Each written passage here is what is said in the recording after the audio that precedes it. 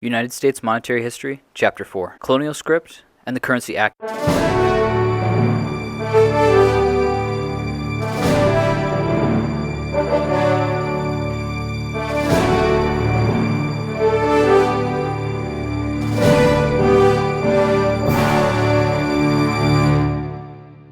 When we last left the colonies, they had just finished fighting the French and Indian War. They had managed to do it without the inflationary tax commonly associated with fiat money. We dove into the negative effects of fiat paper currency when misused. During this time, each colony and geographic area functioned separately, meaning that each area was able to use the same idea and have a different result. For simplicity's sake, we will divide the colonies into two fiscal categories: those that abused the paper money, known as colonial scrip, and those that did not abuse or misuse it. Areas that abused it would see large booms and bust cycles, along with a myriad of other negative effects previously described in video chapter 3. The colonies that were wiser, or at least much more moderate in their use of colonial scrip, those of fiat paper currency, backed by nothing, were able to achieve stability and consistent economic growth. Benjamin Franklin was a large supporter of the colonial scrip. These areas had not yet come face to face with the negative and highly destabilizing effects that fiat paper money had in the hands of a desperate government, as banks and governments form coalitions of debt that is held over the residents' and citizens' heads. One of the most successful uses of colonial scrip was Pennsylvania,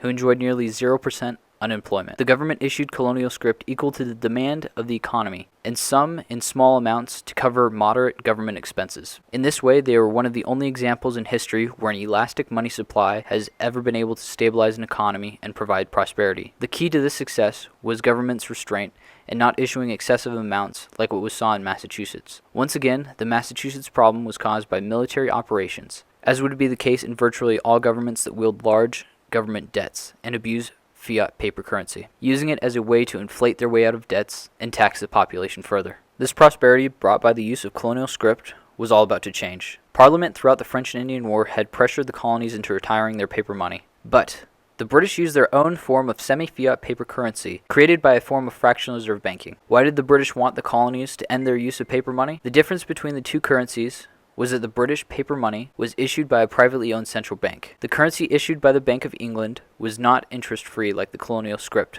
issued by the colonies. This meant that every pound being printed was a form of debt, with an obligation to pay it back with interest, or usury. Today, this is known as a Ponzi scheme, where debts are paid with new money coming in. In this case, the government debts creating new currency to be paid off with future currency created by more debt to pay the original debts on the currency. Let us take a closer look at the success story of fiat paper money and colonial scrip. Adam Smith wrote of Pennsylvania in his famed 1776 work, The Wealth of Nations. The government of Philadelphia, without amassing any gold or silver, invented the method of lending, not money indeed, but the equivalent of money, to its subjects. It advanced to private people at interest upon land or collateral paper bills of credit, making them transferable hand to hand like banknotes, and declared by Act of Assembly to be legal tender in all payments. The system went a considerable way towards defraying the annual expense of the government and lower taxes. Pennsylvania paper currency is said to never have shrank below the value of gold and silver, which was current in the colony before the issue of paper money. In Philadelphia, Benjamin Franklin was a supporter of the colonial scrip. He had been sent to Britain in behalf of the colonies to speak to the British Board of Trade. He was astonished at the amount of beggars and tramps found in England. This was a staunch contrast to the colonies, where the unemployment level was nearly zero. His colleagues were amazed and inquired how such a thing was possible. Franklin told them, "Why, it is simple. The colonies issue our own paper money. It is called colonial scrip. We issue it to pay the government-approved expenses and charities. We make sure to issue a proper proportion to make goods pass as easily as possible from the producer to consumer. In other words, we make sure that there is always an adequate money in circulation for the needs of the economy. In this manner, by creating ourselves our own paper money, we control the purchasing power and we have no interest to pay to anyone.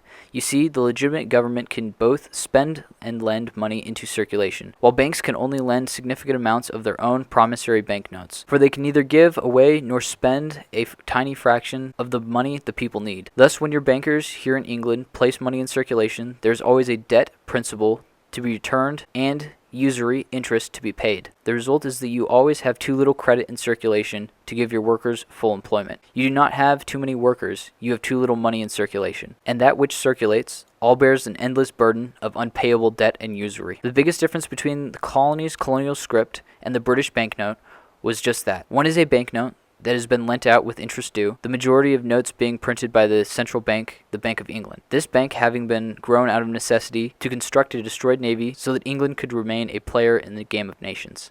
More on this in Chapter 5. The Colonial Scrip was interest-free, and in the thriving parts of the colonies, it was used not to fund government overspending or debts, but to facilitate trade in the region and expand the money supply in accordance with the economic growth. By this means, the colonies had stumbled upon, when used correctly, the means by which prosperity had been achieved to the point where they would soon dwarf the British Isle. This colonial scrip and the utility that it brought would come to a halt shortly after Benjamin Franklin described to the British Board of Trade.